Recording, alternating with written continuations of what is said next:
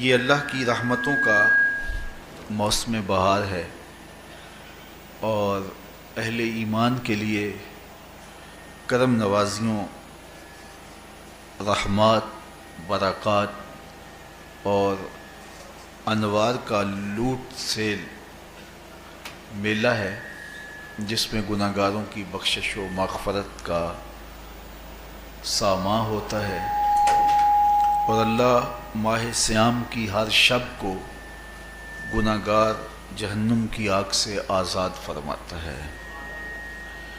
یہ بابرکت مہینہ اپنے دامن میں اتنی برکتیں لیے ہوئے جلوہ گر ہوتا ہے کہ رسول کریم صلی اللہ علیہ وآلہ وسلم نے ارشاد فرمایا، اگر لوگوں کو پتہ چل جائے کہ رمضان میں کیا ہے تو وہ آرزو کریں کہ پورا سال ہی رمضان رہے۔ اتنی برکتیں اور اتنی رحمتیں اللہ نے اس مبارک مہینے کے دامن میں ڈال دی ہیں۔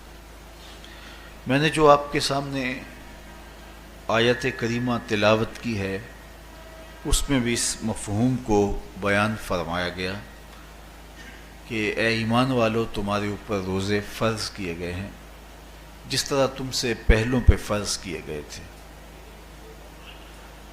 یا ایھا الذین آمنوا کتب علیکم الصیام کما کتب علی الذین من قبلکم۔ کیوں فرض کیے گئے؟ وجہ کیا ہے؟ لعلکم تتقون، تاکہ تم متقی بن جاؤ، تم پرہیزگار بن جاؤ۔ تو روزے کی فرضیت کا نتیجہ تقوی کا حاصل ہونا ہے، اتقاء کی دولت کا نصیب ہونا ہے۔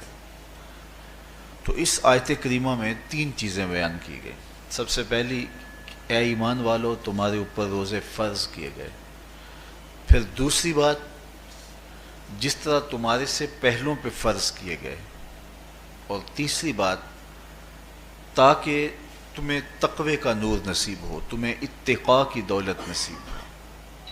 تو ایک تو روزے کی فرضیت کا حکم دیا گیا، اور دوسرا یہ تسلی دی گئی کہ یہ بھوک اور پیاس کی شدت تمہیں ہی نہیں کاٹنا پڑے گی، تم سے قبل بھی لوگ یہ عبادت کرتے رہے ہیں اور وہ اس مشکل عبادت سے تقوی کو حاصل کرتے رہے ہیں، اور تمہیں بھی ہم اس راستے سے تقوی نصیب کرنا چاہتے ہیں۔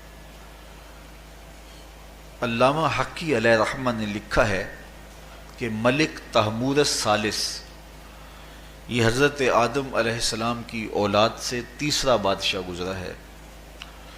اس کے زمانے میں قحط پڑ گیا تھا، تو اس نے اپنی قوم کو یہ حکم دیا کہ ایک وقت کا کھانا آپ کھا لیں اور ایک وقت کا کھانا بچائیں اور وہ قحط زدہ علاقوں میں بھیجیں۔ تو قوم نے اس حکم کو بصر و چشم قبول کیا اور ایک وقت کا فاقہ کاٹ کے اپنے ان بھائیوں کے لیے وہ کھانا بھیجتے جو قحط میں مبتلا تھے۔ قوم کی یہ ادا اللہ کو پسند آ گئی اور وقت کے نبی پر وحی کی گئی کہ تمہارے اس عمل کو ہم عبادت قرار دیتے ہیں۔ تو حضرت آدم علیہ السلام کے بعد متصل ہی یہ عبادت فرض کی گئی، اور پھر جتنی بھی ملتیں، قومیں اور امتیں آئیں، ان میں روزے کی تحسین کی گئی اور روزے کی تلقین کی گئی۔ پرانی جتنی بھی کتابیں ہیں، اناجیل ہیں، تورات ہے، اس میں روزہ داروں کی تعریف موجود ہے۔ اور حضور علیہ السلام جب اس دنیا پہ تشریف فرما ہوئے تو آقا کریم روزے کی فرضیت سے پہلے بھی روزے رکھتے تھے۔ ویسے روزہ سن 2 ہجری کو فرض ہوا ہے، شعبان المعظم کے مہینے میں، لیکن اس سے قبل بھی ایام 20 کے حضور روزے رکھتے تھے، اور اس کے علاوہ بھی مختلف ایام میں اللہ کے محبوب روزے رکھتے تھے۔ روزے کی فرضیت کے بعد حضور علیہ السلام کی زندگی میں کل 9 رمضان آئے ہیں، جس میں 7 29 کے تھے اور 2 30 کے تھے۔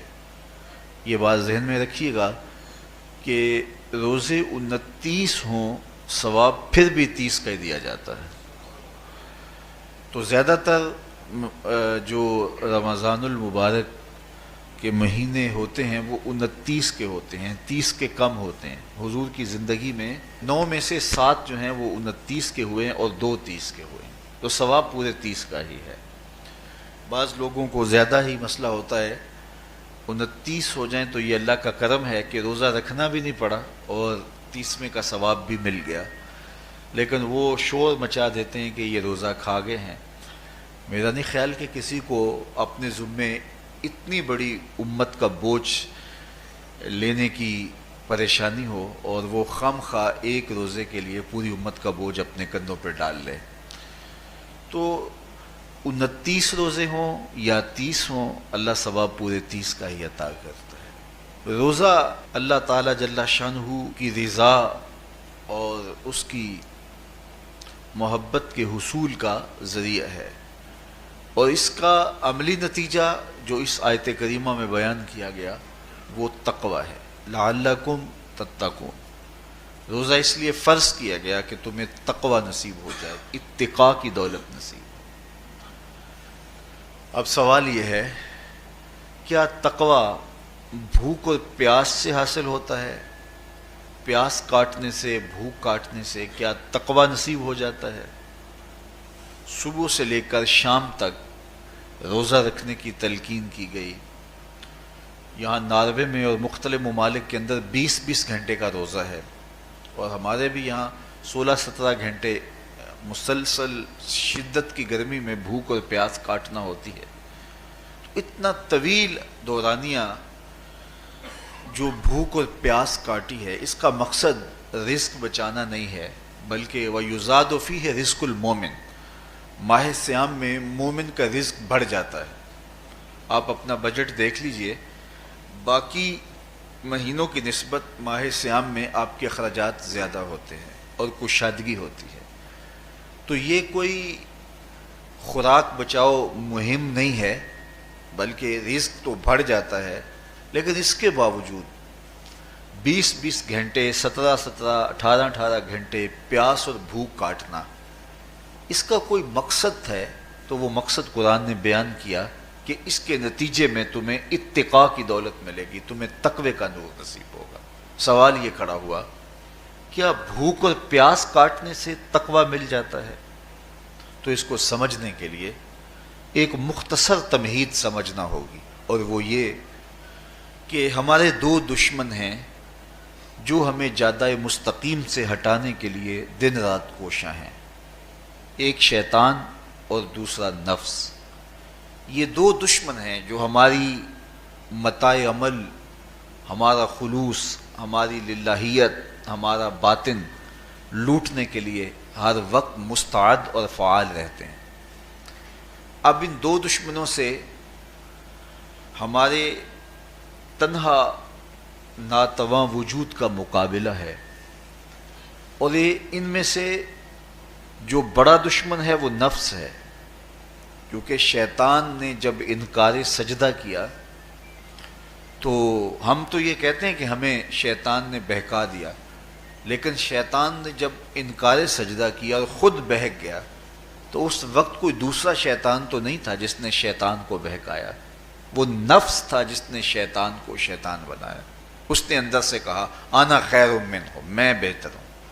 تو یہ انانیت جو تھی، انا خیر منہ، اس نے اس کو بہکایا. تو شیطان کو شیطان بنانے والا نفس ہے، تو نفس شیطان سے بھی بڑا دشمن ہے. ایک بزرگ تھے، وہ ساری زندگی اپنی زبان پہ انا کا لفظ نہیں آنے دیتے تھے.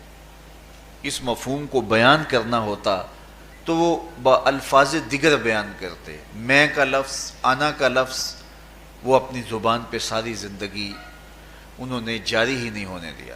کہتے تھے اس لفظ نے شیطان کا بیڑا غرق کر دیا، تو میں یہ لفظ زبان پہ آنے نہیں دوں گا. اچھا، بندے بھی بڑے عجیب ہوتے ہیں. کسی نے کہا لو ان کی زبان پہ یہ لفظ آتا کیوں نہیں، میں جاتا ہوں اور ان کی زبان پہ یہ لفظ آئے ہی آئے. چلے گئے.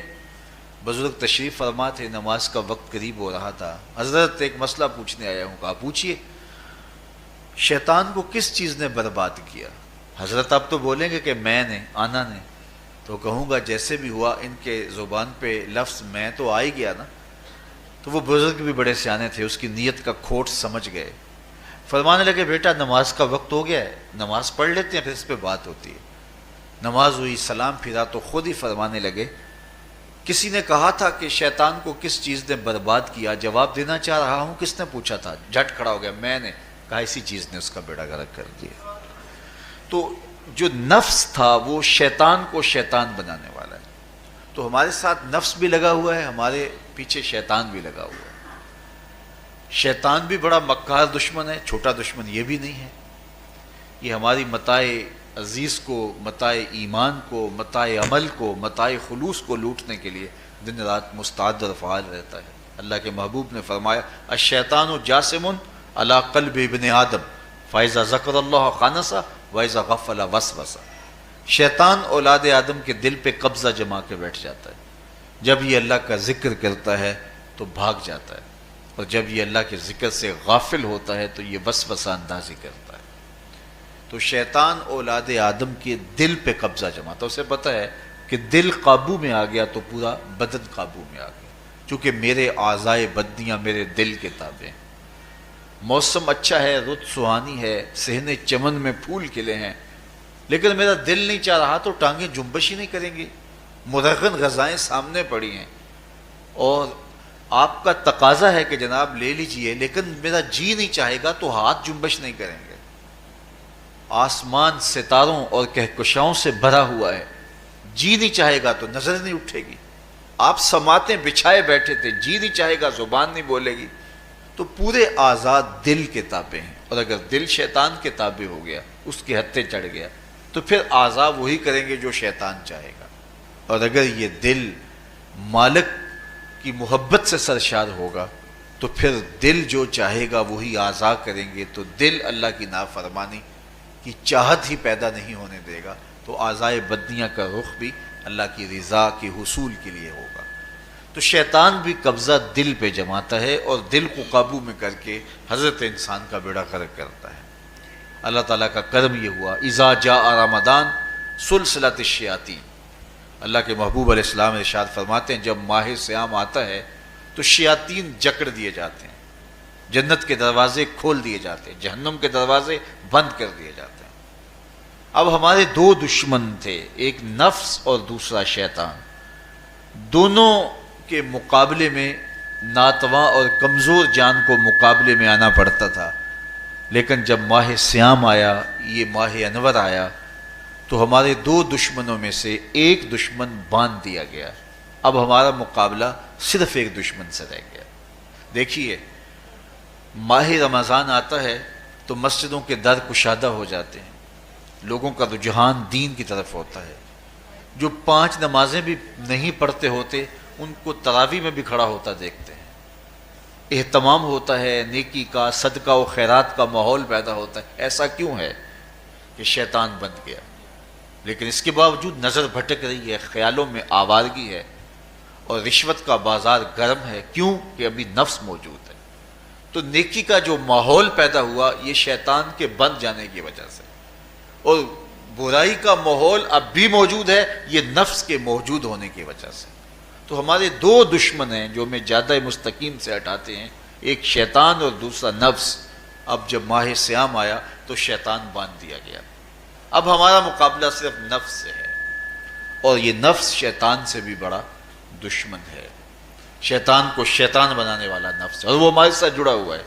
ماہ صیام میں شیطان تو بند گیا لیکن نفس نہیں بندھا. اب ہمیں اپنے نفس کو کمزور کر کے اور اپنی فتح حاصل کرنی ہے اور تقوی کی منزل کو پانا ہے. اب شیطان تو اللہ نے باندھ دیا، اب نفس کو کیسے باندھیں؟ تو آئیے نفس کی بندش کیسے ہوگی یہ کسی ایکسپرٹ سے پوچھیں گے کہ یہ کیسے اس کو باندھیں گے، اس کو کیسے قابو میں کریں گے. تو کسی ایسے شخص سے پوچھیں جو اس شعبے کا ماہر ہو. تو علامہ اقبال کے مرشد ملا جلال الدین رومی علیہ رحمہ کہتے ہیں آؤ تمہیں میں ایک معالج کا پتہ دیتا ہوں جو تمہیں اس بیماری کا علاج بتائے گا. اور اس کی بندش کے طریقے بتائے گا۔ شیخ رومی علیہ رحمہ فرماتے ہیں ہفت شہر عشق را اتار گشت ما ہنوز اندر خم یک کوچام۔ عشق کے ساتوں شہر شیخ فرید الدین اتار گھوم چکے ہیں، اور میرے جیسا شخص عشق کے پہلے شہر کی پہلی گلی کے کونے پہ کھڑا ہے۔ اب اندازہ کیے کہ جن کا پتہ حضرت ملا جلال الدین رومی دے رہے ہیں وہ کس بلند مرتبے پہ فائز المرام ہے۔ فرمایا کہ وہ عشق کے ساتوں شہر گھوم چکے ہیں اور میں پہلے شہر کی پہلی گلی کی نکر پہ کھڑا ہوں۔ اب شیخ فرید الدین علیہ رحمہ سے پوچھئے کہ شیطان تو بند گیا، اب نفس کا وبال ہمارے اوپر پڑ رہا ہے اور ہم اس کے باوجود ماہ صیام کے اندر گناہوں میں منہمک ہیں، تو ہمیں بتایا جائے کہ اس نفس کا علاج کیسے کیا جائے، ہمیں آپ کا پتہ بتایا گیا ہے۔ تو شیخ فرید الدین اتار بولے نفس نتواں کشت اللہ باسے چیز بات گوئم یاد گیرش اے عزیز۔ نفس نہیں مرتا، لیکن اگر تین اسلحے تیرے پاس ہوں تو یہ ٹھہر بھی نہیں سکتا۔ وہ تین اسلحے کون سے ہیں؟ خنجر خاموشی و شمشیر جو، نیزائے تنہائی و ترک ہجو۔ خاموشی کا خنجر، بھوک کی تلوار اور تنہائی کا نیزہ، یہ تین اسلحے ایسے ہیں اگر تو یہ لے کر کے نفس پہ ٹوٹ پڑے تو پھر نفس کا مقابلہ تیرے لیے آسان ہوگا۔ خنجر خاموشی، خاموشی کا خنجر، اللہ کے محبوب علیہ السلام نے فرمایا من صامت نجا، جو خاموش ہو گیا وہ نجات پا گیا، کیونکہ انسان کی زندگی کی زیادہ آفتیں اس کی زبان کی وجہ سے ہیں۔ آپ اپنے گناہوں کا اور میں اپنے گناہوں کا اگر احتساب کروں تو ہمیں سب سے زیادہ گناہ زبان کے ملیں گے۔ آنکھیں بھی گناہ کرتی ہیں، ہاتھ بھی گناہ کرتے ہیں، پاؤں بھی گناہ کرتے ہیں، لیکن سب سے زیادہ گناہ زبان کرتی ہے۔ جھوٹ بھی بولتی ہے، غیبت بھی کرتی ہے، شکوہ بھی کرتی ہے، گالی سب و شتم اور کیا کچھ زبان کے گناہ ہیں۔ اسی لیے اللہ کے محبوب نے فرمایا جو تمہارے دو جبڑوں کے درمیان ہے یعنی زبان اور دو ٹانگوں کے درمیان ہے تمہاری پارسائی کی جگہ، تم ان دو چیزوں کی مجھے ضمانت دے دو، میں محمد تمہیں جنت کی ضمانت دے دیتا ہوں۔ تو انسان کے سب سے زیادہ گناہ زبان کے ہیں اور اس کی پارسائی کی جگہ کے۔ تو اس لیے میرے حضور نے فرمایا من صمت نجا، جو خاموش ہو گیا وہ نجات پا گیا۔ خنجر خاموشی، خاموشی کا خنجر نفس کشی کا ایک مؤثر ذریعہ ہے۔ اور دوسری بات وشمشیر جو، اور بھوک کی تلوار، تو بھوک سے نفس کا مقابلہ کیا جا سکتا ہے، بھوک کی تلوار سے نفس کا سر کاٹا جا سکتا ہے۔ اللہ کے محبوب کا فرمان سنیے یا معاشر الشباب من استطاع منکم الباء فلیتزوج فإنہ اغض للبصر واحسن للفرج فمن لم یستطع فعلیہ بالصوم فإنہ لہ وجاء۔ اے جوانوں کے گروہ، تم میں سے اگر کوئی نکاح کرنے کی طاقت رکھتا ہے تو وہ دیر نہ کرے، فی الفور نکاح کر لے، یہ نظر کا اور پارسائی کا محافظ ہے۔ لیکن اگر تم میں سے کوئی نکاح کرنے کی فی الحال پوزیشن میں نہیں ہے تو وہ کثرت کے ساتھ روزے رکھے۔ روزے قاطع شہوات ہیں، تو بھوک سے نفس کو جو ہے وہ روکا جا سکتا ہے، اس کو لگام ڈالی جا سکتی ہے۔ تیسری بات نیزہ تنہائی، تنہائی کا نیزہ، تو فرمایا گیا کہ العافیت فی العزلہ، کہ تنہائی کے اندر ہی عافیت ہے۔ جب مجلسوں میں غیبت کی بدبو پھیلتی ہو اور چغلی کا ماحول معاشرے کا جزو لا ینفک بن جائے اور مجالس کے اندر نظروں کی پاکیزگی کا قائم رہنا مشکل ہو جائے اور انسان کی زندگی کے اندر گناہوں کا بہت بڑا سبب مجلسی زندگی ہو تو پھر اس سے تنہائی بہتر ہے۔ حضرت شاہ نقشبند بخاری فرماتے ہیں کہ فقیر کے لیے سب سے اچھی جگہ اللہ کا گھر مسجد ہے، یا کسی کامل صالح شخص کی صحبت ہے، اور یا پھر تنہائی ہے۔ چوتھی جگہ ہلاکت کے علاوہ اور کچھ نہیں ہے۔ ہمیں اپنے کاروبار میں، اپنے معاملات میں، اپنی ملازمتوں میں جانے کی تلقین کی گئی تو وہاں یہ تلقین کی گئی کہ دیر سے جاؤ جلدی واپس آ جاؤ، اور مسجد میں جاتے ہوئے تلقین کی گئی کہ جلدی جاؤ اور دیر سے واپس آؤ۔ لیکن ہم مسجد کے دروازوں پہ جب دور موجود میں رش دیکھتے ہیں کہ لوگ بہت جلدی نکلنا چاہتے ہیں، حتیٰ کہ کندھوں سے کندھے ٹکرا رہے ہوتے ہیں کہ جلدی سے باہر نکل جائیں، حالانکہ وہ عافیت کی جگہ ہے، 2 منٹ زیادہ بھی ہو جائیں تو کوئی حرج نہیں ہے۔ اور ایسے لوگوں کو بھی نکلنے میں جلدی کرتے ہوئے دیکھا ہے کہ لگتا تو یہ تھا کہ شاید یہ انہوں نے کسی ضروری کام پہ جانا ہے، لیکن باہر نکل کے بازار میں پھٹے پہ بیٹھے تھے اور مسجد سے نکلنے کی جلدی بہت تھی۔ تو مسجد میں جلدی جاؤ اور دیر سے واپس آؤ، اور بازار میں دیر سے جاؤ اور جلدی واپس آؤ، لیکن ہمارے رویے اس کے برعکس ہو گئے۔ تو تنہائی میں عافیت ہے، خاموشی میں عافیت ہے، اور بھوک میں عافیت ہے، اور یہ ساری چیزیں روزے میں میسر ہیں۔ فرمایا تم سے اگر کوئی شخص الجھے، بحث کرے، لڑائی کرنا چاہے تو تم اسے کہو انی صائم، میں نے روزہ رکھا ہوا ہے۔ اسی طرح جو ہے وہ روزے سے آپ کو یکسوئی ملے گی، قرآن مجید کی تلاوت کا ماحول ہوگا اور تم بھوک کاٹو گے، اور یہ تینوں چیزیں تمہارے نفس کو کمزور کرنے والی ہیں۔ شیطان بند گیا، نفس کمزور ہو گیا، اور جب نفس کمزور ہو گیا، کمزور ہوتا ہے، یہ نفس مرتا نہیں ہے، یہ تو کوئی ہے باج فقیراں کسے نہیں ماریا، باہو ظالم چور اندر دا، یہ اندر والا چور جو ہے وہ اتنی آسانی سے قابو آتا ہی نہیں ہے، یہ پھر سر اٹھا لیتا ہے، اس کو جتنا کچلو یہ کچھ عرصے کے بعد تھوڑی سی خوراک ملتی ہے تو پھر سر اٹھا لیتا ہے۔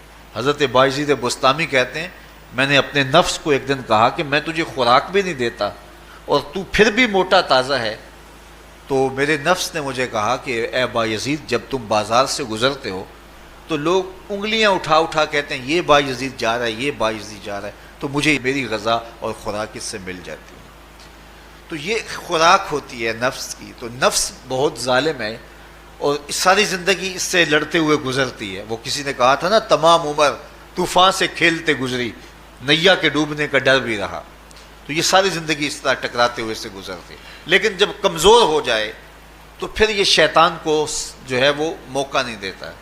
لیکن اگر نفس اگر ماہ صیام میں ہمارا کمزور نہ ہوا، صرف ہم نے بھوک ہی کاٹی اور باقی اپنے معمولات وہی رکھے، تو میرے حضور نے فرمایا جس نے جھوٹ اور برے کام نہیں چھوڑے اور جھوٹے کام ترک نہیں کیے، اس کے بھوکا اور پیاسا رہنے کی اللہ کو کوئی ضرورت نہیں ہے۔ روزہ تو ایک مشق تھی، یہ تو باطن کی تطہیر کا ایک ذریعہ تھا، یہ تو من کی تہذیب کا ایک ذریعہ تھا، یہ تو نفس کی شر سے اپنے آپ کو بچانے اور شیطان کے مکر و فریب سے بچانے کا ایک ذریعہ تھا۔